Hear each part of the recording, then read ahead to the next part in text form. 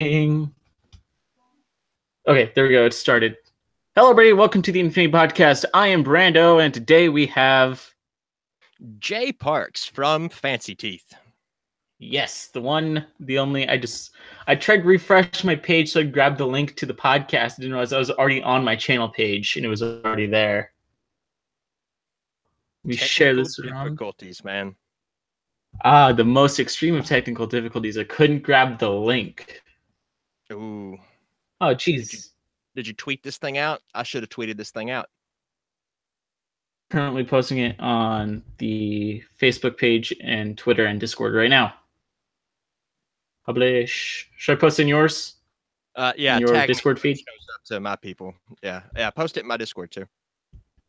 All right.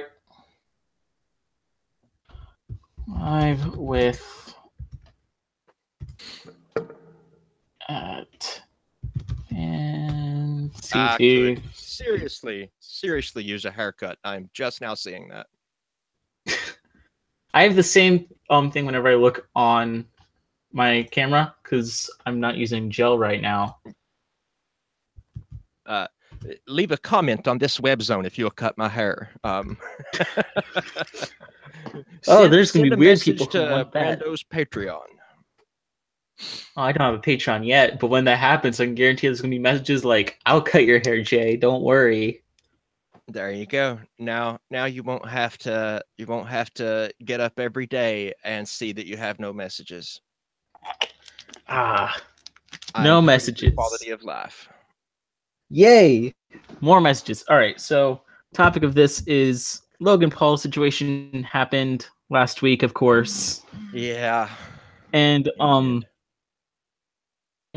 I did a little bit last year. I don't think the episode ever made it up. I wanted to talk about instead of bashing YouTube for sort of not dealing with the Logan Paul situation as soon as they did, and then saying they did in their response, which they didn't. I want to talk about what are some things YouTube could fix and what are some things we want YouTube to do. Because I was talking with Owen about this the other week. He wasn't available, so I was like, let's go with Jay. Yeah. Owen and I discussed this in a previous podcast, or at least something close to it. Thankfully, back then, Logan Paul wasn't as much of a thing as he is now. Yeah. His dad apparently gave a response saying that everybody who was critiquing or saying that this video was bad were just haters. Haters gonna hate, man. If you ask me, and this is not going to be a controversial opinion, but if you ask me, there should be some sort of legal consequence for Logan Paul. I mean, I'm surprised that I won't be surprised if the family tries, or like the friends or family try to sue Logan Paul for what he did. Yeah, or maybe the Japanese government charges him a fine, or something. Yeah, would be nice. He showed a dead body in a video from a foreign country, and a culture he clearly doesn't understand if you watch any of his other videos. And I know that we're trying not to bash YouTube. We're trying to be more constructive here. But this statement that they put out where they were it was handled, that was disingenuous because it wasn't handled. He took the video down himself, is my understanding. And then after the fact, they condemned it. Yeah. And they're like, we're looking into further consequences. Really did do what they were supposed to, which is give him a community strike. Yeah. They wouldn't have to be looking for more because they've already done what they were supposed to do. Yeah. And so clearly there's some kind of disconnect between the training that they're giving these volunteers or the guidelines and, what there's some problem there, because if a volunteer watched that video and approved it, training them very well, right? Yeah, I'm starting to think that everything on YouTube has become automated at this point. Everything, to the point where the things on trending aren't picked by people anymore. No, Benny from Comic Storian corrected me the other day, and he was right. He was on they were doing the weekly pull, which is on Welcome to every the weekly Tuesday. poll. Yeah. And it was like before the show started, and I said something to the effect that YouTube put it on the trending page. And Benny corrected me, and he's right. They didn't put it there, but they did fail to take it down, right? And there's no way they didn't notice. It was in the thumbnail, right? The dead body was in the thumbnail, and they didn't take it down. And we're already having problems getting advertisers on the platform, so they're not helping. Like a solid while, I found out about the video because I don't follow Logan Paul. I found out because Jacksepticeye kept tweeting about it, and I saw it like in my feed. I'm like, what the hell is Jack talking about? That's horrible. And apparently people have been flagging it for hours. I'm not even gonna lie. I saw Philip DeFranco talk about it, right? I'll make fun of these news channels, but when it comes down to it, I'm subscribed, so I don't know what that says about me, but I only mainly watch Phil DeFranco's the only like news channel that isn't like specifically for like comics or games. Yeah, Phil DeFranco is like the only genuine news channel. Yeah, that I watch at least. I don't know much about the other ones. Like I make some jokes about Scarus on Twitter or Keemstar, but like I don't really watch those channels. Keemstar isn't necessarily news. He's more like TMZ drama. Like he's like TMZ but on YouTube. Yeah, that does not sound like something I would be interested in. I have largely watched just a few of his videos just as like if you need to get caught up on something really quick, like yeah. But I check every day. I think we could really do with a lot less of that. Back when I was watching like Minecraft Let's Plays as a wee young lad, I watched Keemstar talk about like the drama surrounding one of them. Because then I watched more and I'm like, wait, this guy's just an asshole. Yeah. I found him back when, do you remember when the Fine Brothers when they tried to do their whole copyright thing, the React World situation? Yeah. And that's how I found out about Keemstar. So that whole React World situation was just bonkers to me. It's like when was it new copyright Let's Play? They had trademark in, I believe, not in all instances, mind you, but in the like specific instance of reacting to online videos. But that really wasn't very fair because reaction videos were a thing before they ever did one, right? Yeah, and they're still like big. Like if Fine Bros got that through, that wouldn't have been good for like tons of people. I'm not even sure that if they got their way, it would have been good for them because as I understand it, they wanted to do a licensing scheme where other people make content, right? And they get a cut off the top. And in exchange, those people get promotion and branding, right? Yeah. But let's say that you're Burger King and you're franchising out, right? You don't just give anybody that can pay you a Burger King. You know what I mean? You had to monitor for quality. And so I think ultimately, if they'd gotten their way, what would have happened is there would have been an avalanche of low quality copies of their show, mostly in other languages, tarnished their brand. But at the same time, they probably would have made a lot of money. And I think what would have happened, though, is like, somebody makes a few videos and they make 5 cents and they give up, and the Fine Brothers get 3 out of 5 cents. And then, you times that by 1 billion videos, and they're the only ones making any money or getting any benefit. But I think in the end, it would have come back to bite them in that it would have been an avalanche of really poor quality videos that just tarnished their brand. And I think they were lucky to get away with what they got, which was their sub count dipped down to what, 4 million and then back up to 5, or was it 15 I don't and know. 14? I don't know how popular they are. I've mainly only watched YouTubers react only when there's like a YouTuber I'm subscribed to in like the thumbnail. Yeah, that's me. Because But then I'm like, yeah, oh, I I think want to they see had like a what Matt Pat thinks. they had a sub dip and then it went back up, just like iDubbbz, and I like iDubbbz, right? So not trying to start any beef with iDubbbz, but people say that he destroys, but he really doesn't. What he does is he causes a temporary dip in subscribers that eventually come back. I don't think I've ever seen an iDubbbz video all the way through.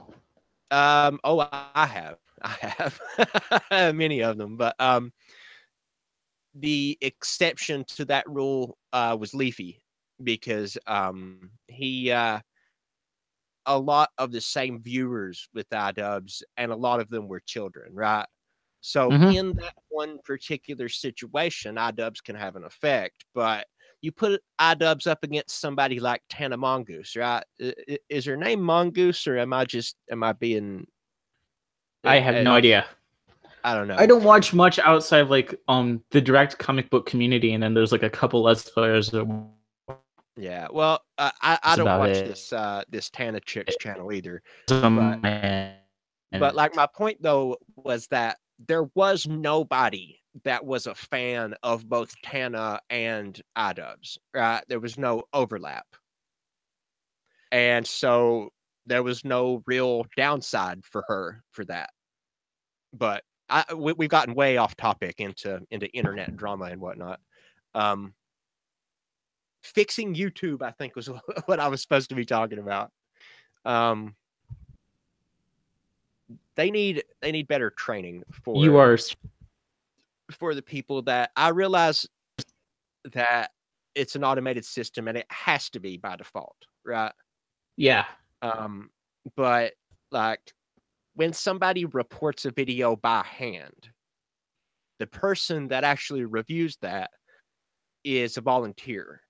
I had a video one time that was about Superman that got taken down because somebody reported it, and whoever was supposed to check it didn't check it, and they just took it down, you know? Yeah. Unpaid volunteers. And I know they can't afford to hire enough people to do this, but there's got to be some quality control about who gets to decide what videos to take down, because clearly it's not working. I feel all the videos that do get the like chopping block of this should be reported should be sent to like another group of people who like their job is to watch through all the ones that are supposed to get officially like demonetized and watch through those. I felt like when I've had a video taken down for a community strike, the Superman video, and I felt like the video wasn't watched until I replied, until I appealed the decision, right?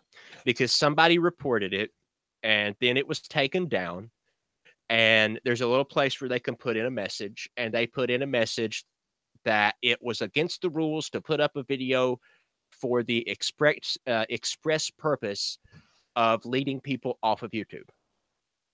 And so I clicked the appeal button and I put in, I didn't do that. Video doesn't do that. And it was back up within a few hours. So I feel like nobody watched the video until the creator, said, hey, whoa, wait a minute. And I feel like that's what's really come to bite them, because here we are with the Logan Paul situation, and somebody reports the video and it goes the other way. The guy says, leave it up. But clearly he didn't look at the video. Which is kind of crazy because if we go back to like 2017, 2016, YouTube essentially threw PewDiePie under the bus for doing far less than what Logan Paul did. Yeah. And don't get me wrong, what PewDiePie did was stupid, right? But they did throw him under the bus, right?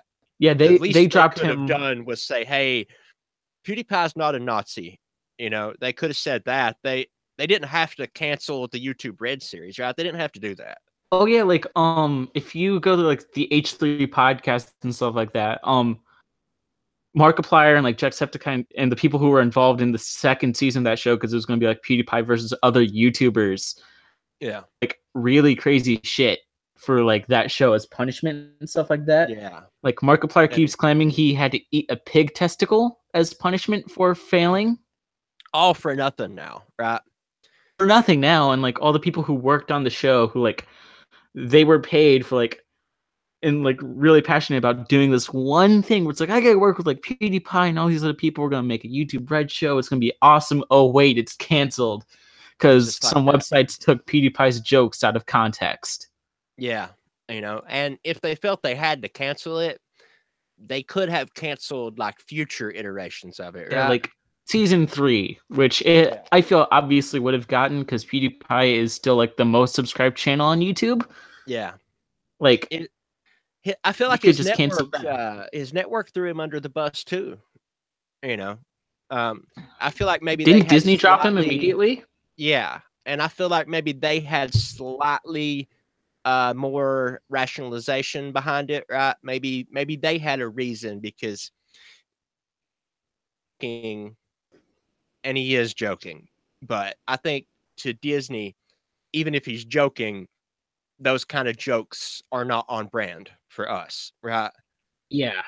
So I felt like that was okay, but I felt like YouTube, who does not have a child friendly brand, right? Who have specifically set aside a YouTube children's app and have said, yeah, Not don't send your children to 90%. youtube.com. Send them over there, right? To YouTube Kids. Yeah, 90% of like the top YouTubers are people who swear and curse and do vulgar things in their videos. Yeah. And that has always been okay. And it's always been like, hey, if you don't want your kids to see that, then they should go to YouTube Kids, Which one thing they need to do, YouTube needs to do this year for constructive criticism is they need to stand up for themselves and their platform and their creators a lot more.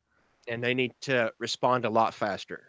Last year they sort of rolled on their backs and let their stomachs open for whenever a like advertiser or a bigger company was like, hey, don't do that. Yeah. And, but, instead I'm of defending themselves. Devil's advocate here because I just thought of something. I thought that maybe like there have been many cases where a politician or a large corporation, something happens and the first thing they do is say an intern did it, a volunteer did it, right? Mm-hmm. And here we have a case with YouTube where the main thing that I see that's a problem is that it was reported and this volunteer decided to keep it up, right? So they had an opportunity to blame it on a volunteer, just like a politician would, just like a corporation would. They didn't. So I guess that is something in their favor, but they also waited what, like 8 days to address it at all? They waited So way too long. yeah. And then when they addressed it, it didn't seem like what I wanted to see was I wanted to see a response that made me think, okay, days, but they spent that 8 days really looking into this and really thinking about it, right? And say that at all. What they said was, we're gonna look into it right now. We're looking into what to do about it right now, right? Which They has would have been come 8 off a lot days. better if they said, we've been thinking about this, we've been discussing it over the last week, and we're gonna give this guy a channel strike. And we're gonna send out an email to all of our volunteers that this is unacceptable and give them a cheat sheet, a list of things that if they see in a video is automatically bad, right? If I remember correctly, they have That a would have been a cheat good sheet. response. They have Yeah, a sheet. There was like a thing they going could around that I have saw. they could have sent out a refresher. What I wanted to see was some kind of action and deliberation. You know, something that wasn't reactionary, something that might actually be a solution. You know, um, but that's not really what we got. What we got was promises of future action. Which it's better than nothing. Like It's better than nothing. Yeah. if they're trying to sort of brush away 2017 and make 2018 the year where like YouTube gets good again, they needed to address this fully instead of saying we expect more, just like you expect more. We're still talking about what to do with this, right? And then saying, "Oh, we dealt with this accordingly." Several days after the incident happened. They need to be like. I do want to go out on a limb here though and say something, and it's that like you hear a lot of people with like, "Oh, YouTube's over, party's over, YouTube party's over, man." It's all going downhill, and like I want to rebel against that a little bit because I don't think this is the end of YouTube by any stretch of the imagination. And I don't think YouTube is necessarily a worse place than it was a year ago, or like people make this mistake all of the time, even outside of YouTube. People are always talking about a golden time in the past that we need to go back to. Yeah. And like those times don't exist. And it's the same thing with YouTube. Perfect YouTube didn't exist. It didn't exist in 2008 and it didn't exist in 2006 or whenever.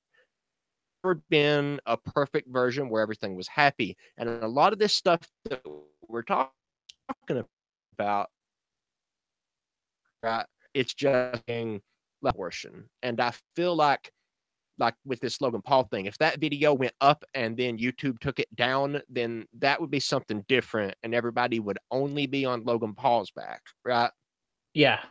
And I feel like the whole thing with YouTube and PewDiePie, YouTube was backed into a corner, right? The real villain of that story was the Wall Street Journal.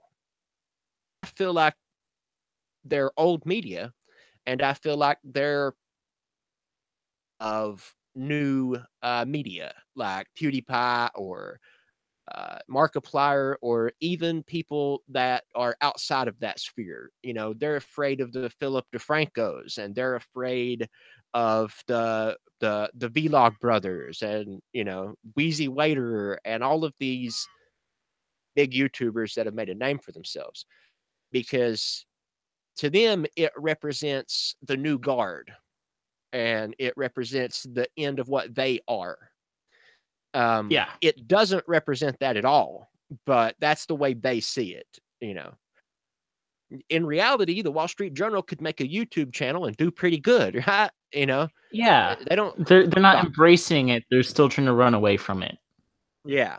And so the opportunity to attack the number one guy, that was just too much to resist, to the point to where I feel like this guy went looking for problematic videos. And I feel like even before, even excluding PewDiePie, like when the video that had the racial slur in it had an ad on it, I feel like he went looking for that. And I feel like people lose sight of the fact that that was something that happens 0.0000001% of the time. A lot of people are like, they take the one bad thing a YouTuber does, and then they're like, and this is YouTube. Yeah. And like that video that the Wall Street Journal was going on and on about wasn't even a famous YouTuber. It was, I didn't see the video, but it was just a video on a channel that had the N word in the title and apparently had an ad running on it, right? And that's terrible, right? That's awful. But I feel like that is not normal. That, YouTube is not full of monetized videos that are like that. You know what I mean? They do a pretty good job of thinning that stuff out as much as you can. It's like CGP Grey said, it is a waterfall of content that never stops. And it is impossible for it to be sorted by human beings, period.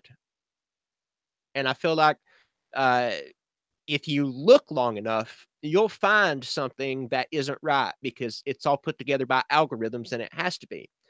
But the same thing is true for Facebook. And I'm sorry about that. It's the same fine. thing is true for Facebook, and the same thing is true for Twitter, and the same thing is true for, you know, whatever social network or large website that you're on, because the feed cannot be sorted by people, and algorithms or people, either one, cannot do it perfectly. They're just focusing on YouTube because it's, in their eyes, replacing them because they don't want to move to doing video content on YouTube.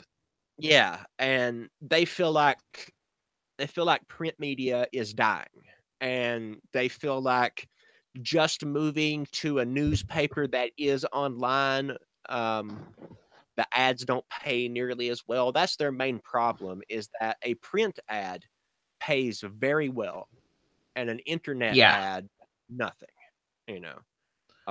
Even on YouTube, it pays nothing.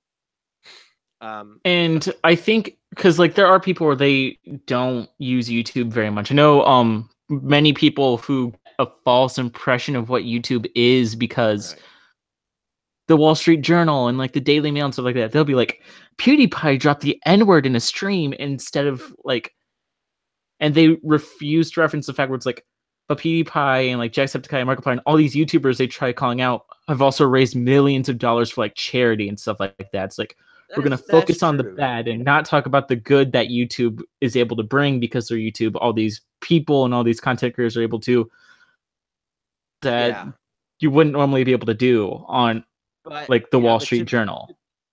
To be fair to both sides of the issue, dropping the N-word on a stream is really stupid, you know. I get that. Do I think that PewDiePie is a racist? No. No, I don't. No way but he is.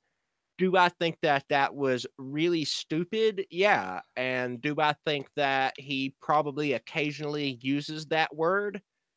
Probably. He was awfully comfortable saying it, right? And that's not good. But you know, I feel like most of I get that.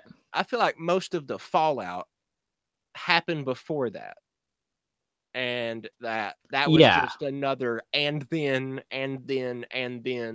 So, you know, and I feel like if like the videos that where they called him a Nazi, I feel like if he had just straight called somebody the N-word in those videos, then maybe I might have been a little more on their side, right? But he didn't. They took those videos out of context. They were just really, really bad attempts at jokes. And I think here's the thing about pushing the envelope, about like, if I remember if I remember correctly, the joke where he was watching the Hitler speech or whatever that they kept referencing was a response to YouTube Heroes, where they're like, we're going to have like community members start flagging people. Yeah, but I think it was still a bad idea, and they did take it out of context. But I think that here's the thing about pushing the envelope is that, number one, if you're gonna make jokes that push the edge, that are on the edge, then you should be a professional comedian that understands how jokes work, right? You should also be ready for backlash. If you're pushing the envelope, somebody's going to take it the wrong way or take it out of context, especially at his side. Yeah, and I feel like also if you're going to push the envelope, you have to be careful not to punch down, right?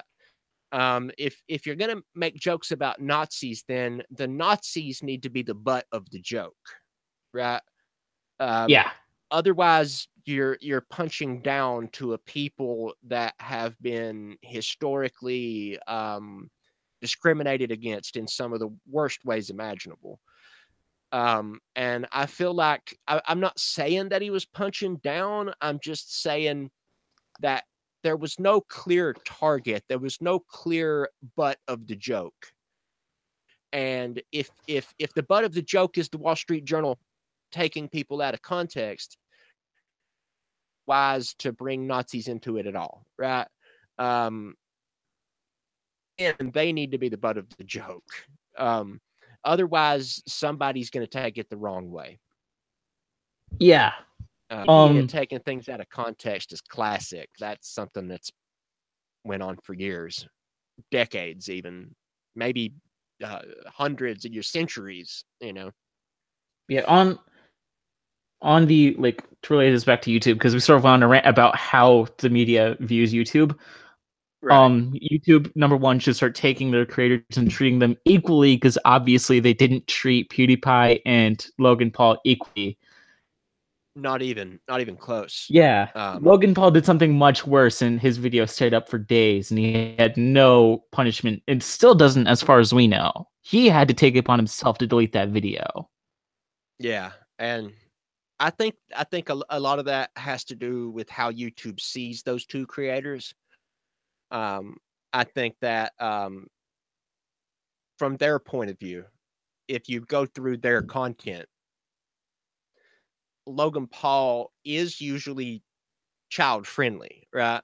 Um, Normally his content isn't it's not good, but it's not offensive either, right? And It's so aimed I at think, kids, right? yeah, and I think that makes them more willing to give him the benefit of the doubt, and that sounds reasonable, right? But Mm-hmm. that's that sort of thing is not going to serve them well no matter how reasonable it sounds. And like you said, you have to treat everybody the same. So I Logan Paul has to be the same as PewDiePie. And I'm not saying they should disown him and throw him under the bus.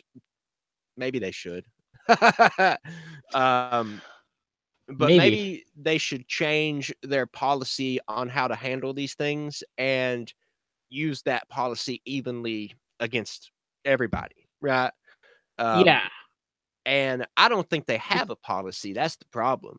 I think that when something like this happens, there's no instructions anywhere in YouTube as to how to handle that from a PR perspective. There are Mm-hmm. instructions for the volunteers as to what to do, what videos to take down, and what's acceptable and what's not. Clearly, nobody's reading them, but they exist. But I think at YouTube headquarters, there's a PR problem. I think YouTube started to they understand that like we're owned by Google and it would be way too hard to like for anyone else to make a true competitor to our site because we have so many creators and those Yeah. creators individually aren't going to go leave unless like everyone decides to communicate and start their own site. So they've sort of gotten comfortable because they're like platform on the internet and most likely we're going to stay that way. And sadly, they have a point. Like, you know, um, essentially a monopoly here because like VidMe a few months ago, Vimeo isn't popular at all. the problem, I've the never problem, the problem with sites like used Vimeo on my Vimeo, own. um, the problem there is that, and I don't know if you can you hear me, man, because you're cutting out a little bit. I hear you. Think it's my Wi-Fi here. Got a bit low Um, for a second. the the problem with a site like Vimeo is that by definition, the first people to jump ship to a new video platform are the people that aren't welcome on YouTube, right? Yeah. And I hate to say that, but it creates a situation where the first people to show up on that new platform are the spammers and the scammers and you know the undesirable people, The maybe, guys YouTube doesn't really care about. yeah, maybe even the people that YouTube has banned. Um, they're the first people to show up and they become the base. And you have to build the platform to attract the base that you want. Otherwise, you get stuck with whatever you get. And I think that VidMe had that problem to some extent. I mean, I put my work up over there. So Um, did I. I spent an entire night pushing all my content onto Vimeo. I mean, not yeah. Vimeo, VidMe. But ultimately, the only thing that I got from that was before VidMe went down, some of those people followed me over to YouTube. So out of all of that effort, what I got was a dozen or 2 dozen new subscribers, which isn't much, right? Yeah, it was just more people on the other site. Yeah, not for the effort that I put in anyway. So I finally pulled up the thing I was talking about with Owen because we were specifically like, what features would you like to see YouTube have? Apparently my family's gonna be leaving for dinner, so let's try to get through this in like 5-10 minutes. Alrighty, can do. The first thing that I mentioned to Owen because they had this thing on trending. I'm not sure if it's still there, where they would pick for like a week. There'd be a creator who's gaining subscribers and feature them on the trending page as like a small channel or whatever who's gaining subscribers. My thing was change that into, because at least on the mobile app there's genres for the things. Have like a series of things where it's like under a million, under 1,000, under 100,000, under like 100, and have different creators each week cycled through those things on the trending page as like its own little tab. Yeah. Because I was watching Chris from CS Andreas do a video. And he was like, YouTube used to have small people on the trending page, and now you have to have your own audience or be a TV show or a movie to get on there. Yeah. Just have do a thing where it's yeah. You can even have the algorithm where it's like randomly select channels that have like under this set amount of like subscribers and just start looping them through the trending page. Yeah, I mean, look for maybe channels that get a lot of likes or shares, or look for channels with a flurry of comments or something that are under a certain number. I think that's a good idea, and it's a good idea because it allows several channels instead of one. Because let's be honest, adding one channel to the trending page ever so often is a token gesture, right? It is literally the least they could do.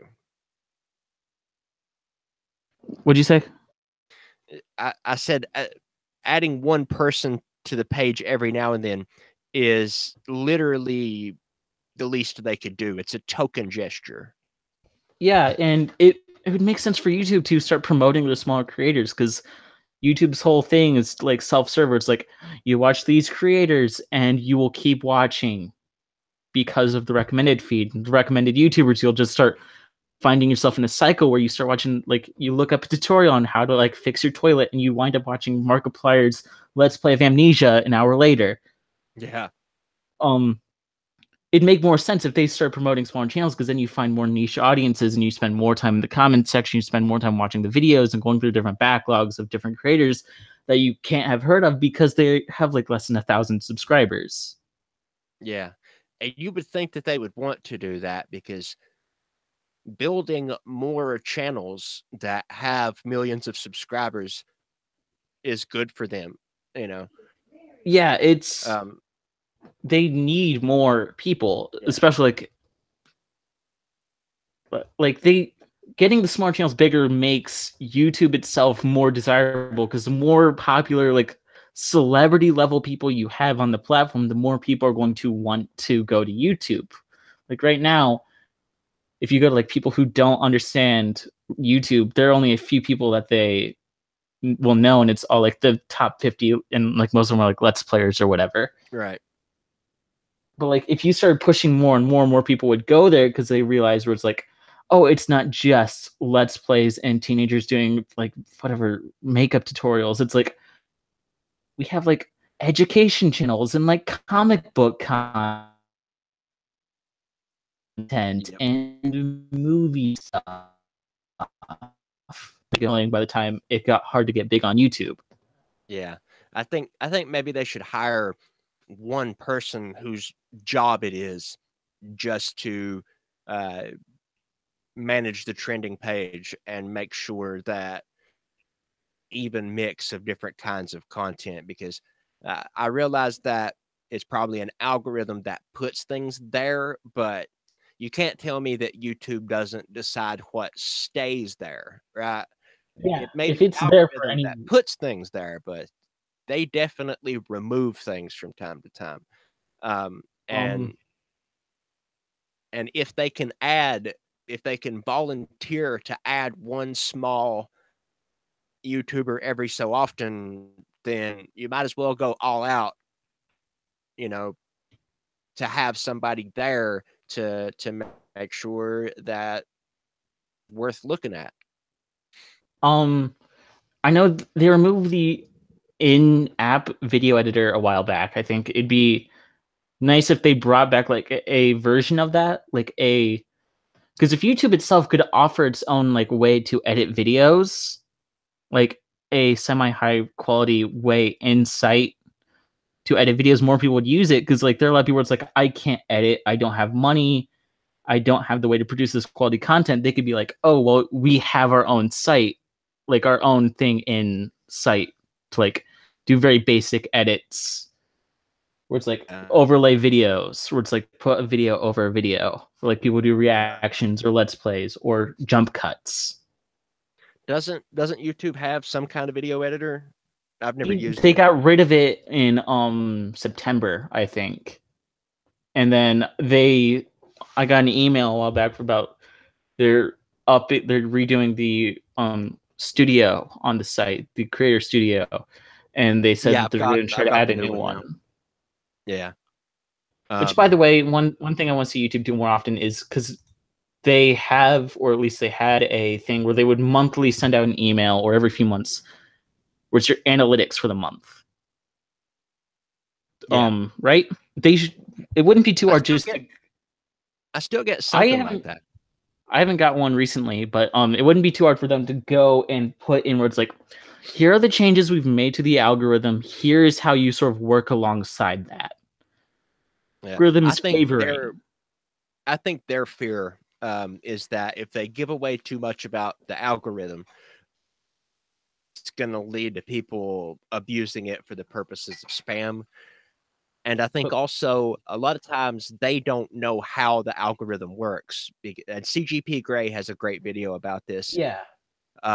The way that algorithms or low-level artificial intelligence or neural nets are done, the person that creates it doesn't necessarily know how it works. They know what it's all done by other bots.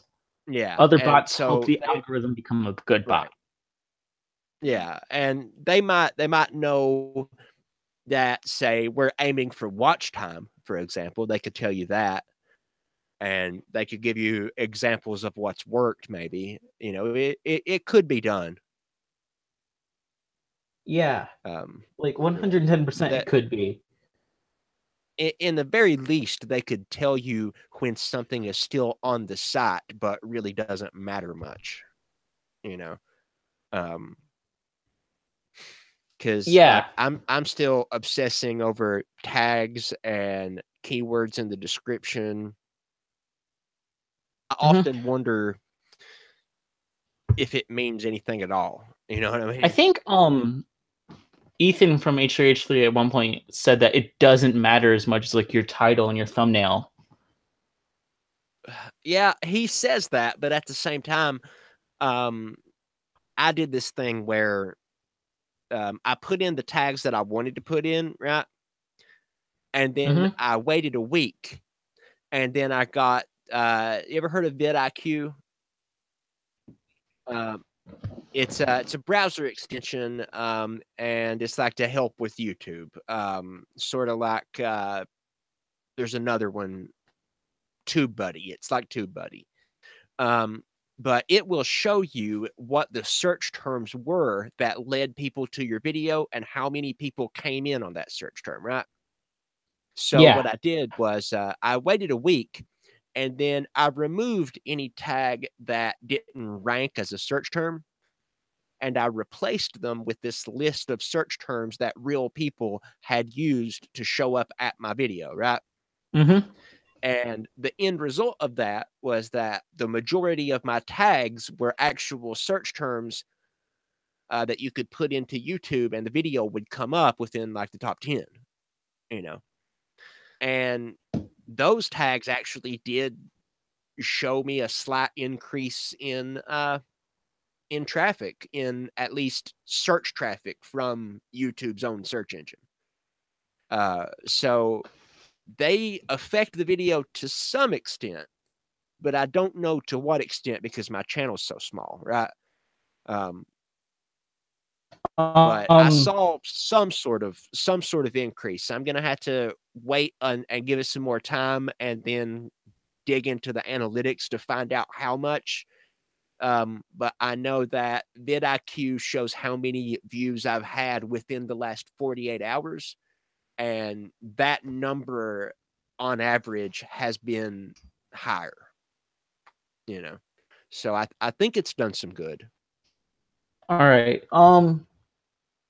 I'd love to do like a part 2 to this in like 2 weeks. I don't know, because I know next week is the third anniversary of the channel, so I'm trying to get some guests on for that podcast. Right. Yeah, I'm about to go eat. So, do you want to promote like your Twitter and stuff? Absolutely. You can find me on Twitter. The handle is at Parks, Parks .jay, Parks.j. You can find me on YouTube at youtube.com/fancyteeth. I do comic books, philosophy, science fiction, that sort of thing. Yes, and it is genuinely quality content. It's super fun to watch. And don't forget to like, comment, and subscribe. I'm on YouTube at Brandovader. You can find the Facebook page, the Twitter, the Instagram, and the Discord all in the description below. So yeah, I gotta go. So bye, everybody. Let me find out how to stop broadcast.